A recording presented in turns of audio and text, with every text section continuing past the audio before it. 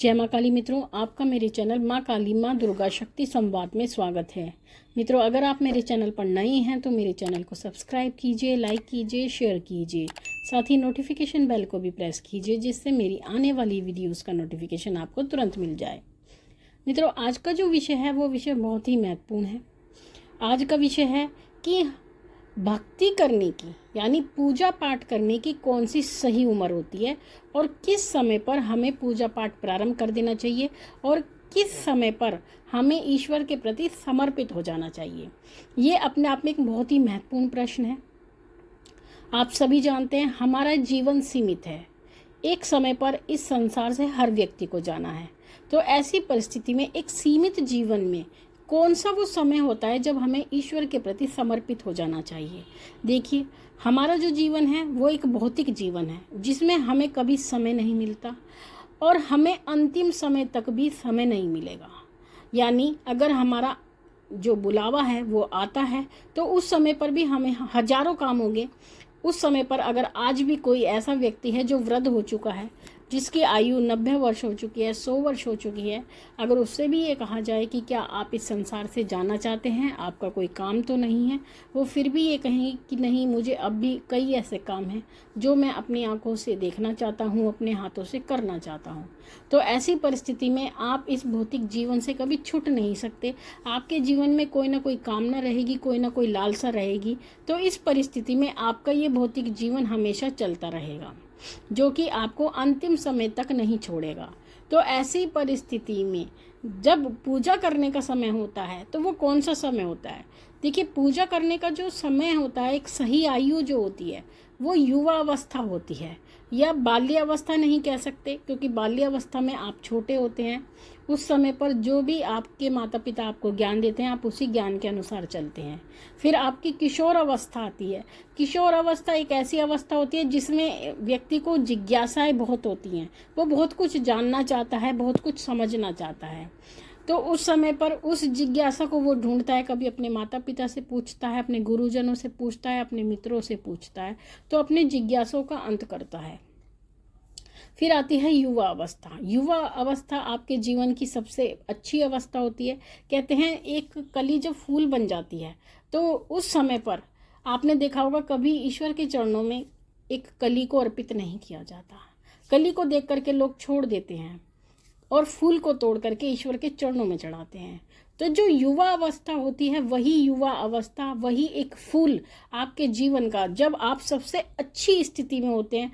आप शारीरिक रूप से भी स्वस्थ होते हैं, आप मानसिक रूप से भी मजबूत होते हैं और उस समय पर आप हर तरह से कहते हैं फिट एंड फाइन होते हैं। तो ऐसी परिस्थिति में वही परिस्थिति होती है आपकी पूजा भक्ति प्रारंभ करने की। वही समय होता है जब आपको ईश्वर के चरणों में समर्पित हो जाना चाहिए। लेकिन उस समय पर लोग अपनी भौतिक जिंदगी की तरफ भाग रहे होते हैं। वो अपने करियर को लेकर परेशान होते हैं, अपने घर की जो पारिवारिक समस्याएं होती हैं उनको लेकर परेशान होते हैं। वो केवल भौतिक जीवन को देखते हैं कि हमें ये करना है, हमें वो करना है। और आध्यात्मिक जीवन के लिए वो अगर उनसे कोई कहता भी है तो कहते हैं आध्यात्मिक जीवन का जो समय होगा वो हमारे बुढ़ापे में होगा। लेकिन बुढ़ापे का जो समय होता है वो समय भक्ति के लिए नहीं होता। उस समय पर तो आपको निखर के सोना बन जाना होना था।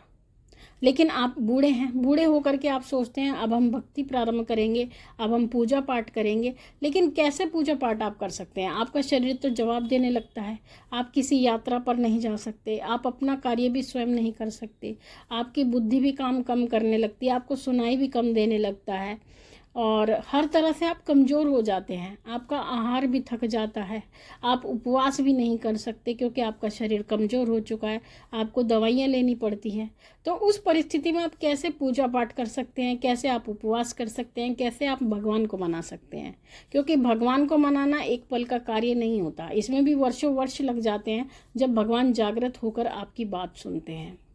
तो जब इतना समय लगता है और आपने अंतिम समय में जाकर इस कार्य को प्रारंभ किया है तो इस जन्म में तो ये कार्य पूरा हो ही नहीं सकता। आप भगवान को जागृत नहीं कर सकते क्योंकि आपने ये जो पूजा है उसके लिए आपने अपने जीवन के अंतिम समय को चुना है, जबकि आपको अपने जीवन के प्रारंभिक जो समय था उस समय को चुनना था। यानी युवा अवस्था में आपको भक्ति प्रारंभ करनी थी।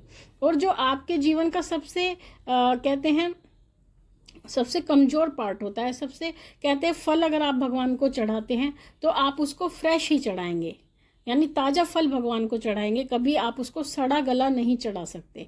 अगर किसी फल में दाग होता है तो आप उसको भगवान को अर्पित नहीं करते हैं। तो इसी प्रकार से जो बुढ़ापा होता है, जो आपकी वृद्ध अवस्था होती है, वो वही स्थिति की होती है। आप एक सड़ा हुआ फल भगवान को अर्पित करते हैं। अपने जीवन की सबसे बुरी परिस्थिति में आप भगवान को अपने आप को समर्पित करने जा रहे हैं। तो क्या आप ये चाहेंगे कि भगवान उस बुरी अवस्था को आपकी स्वीकार करें? आपको सबसे उत्तम अवस्था को भगवान के चरणों में अर्पित करना चाहिए। यानी युवा अवस्था में ही आपको भगवान के चरणों में समर्पित हो जाना चाहिए और अपने भौतिक जीवन के साथ साथ अपने आध्यात्मिक जीवन को भी आगे बढ़ाना चाहिए। आपको भौतिक जीवन भी जीना है और आपको आध्यात्मिक जीवन भी जीना है। और आपके भौतिक जीवन की जो कठिनाइयाँ हैं, अगर आप आध्यात्मिक क्षेत्र में बढ़ते हैं, आध्यात्मिक क्षेत्र में अपने इष्ट को मनाते हैं, तो आपके भौतिक जीवन की जो कठिनाइयाँ हैं वो भी धीरे धीरे करके आपके इष्ट उसको दूर करते हैं। और जिसके ऊपर एक बार अपने इष्ट की कृपा हो जाती है, कृपा वर्ड में ही कृपा शब्द एक इतना बड़ा शब्द है जिसके बाद आपके जीवन में कोई भी कमी नहीं रहती है। जिस पर भगवान की कृपा होती है फिर वो एक काम नहीं बनाता, उसके हर काम को भगवान बनाता है। चाहे कितनी भी मुश्किलें आए, चाहे कितनी भी परेशानी आए, आपका काम हो जाएगा, चाहे वो बिल्कुल सीमा पर पहुंच के हो। तो जिस पर एक बार भगवान की कृपा हो जाती है फिर वो ये नहीं कहता कि भगवान मेरा ये काम है, भगवान मेरा वो काम है। फिर तो उसके सारे काम अपने आप ही बनते चले जाते हैं। लेकिन उस कृपा प्राप्ति के लिए आपको बहुत बहुत ज़्यादा संघर्ष करना पड़ता है, बहुत ज़्यादा कठिन परिश्रम करना पड़ता है। भगवान को मनाने के लिए नियमों का पालन करना पड़ता है। अपने जीवन में कुछ ऐसे त्याग करने पड़ते हैं जिससे कि भगवान को लगे कि आप सच में ही उनके चरणों में समर्पित हो चुके हैं। अगर आप ये चाहते हैं कि आप अपने जीवन के हर सुख को प्राप्त करके, अपने भौतिक जीवन के हर सुख को प्राप्त करके भगवान को पा सकते हैं, तो ये आपकी बहुत बड़ी त्रुटि है। भगवान को पाना इतना आसान नहीं है। भगवान उसी को प्राप्त होता है जिसके मन में भगवान के प्रति अंधी भक्ति होती है, अंधी श्रद्धा होती है।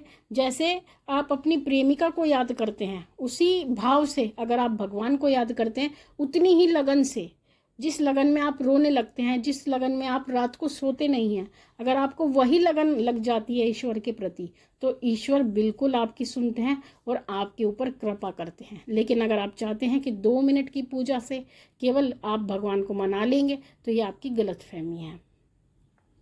भगवान को मनाना आसान नहीं होता, लेकिन जिसने एक बार भगवान को मना लिया फिर उसके जीवन में कोई कमी नहीं रहती है।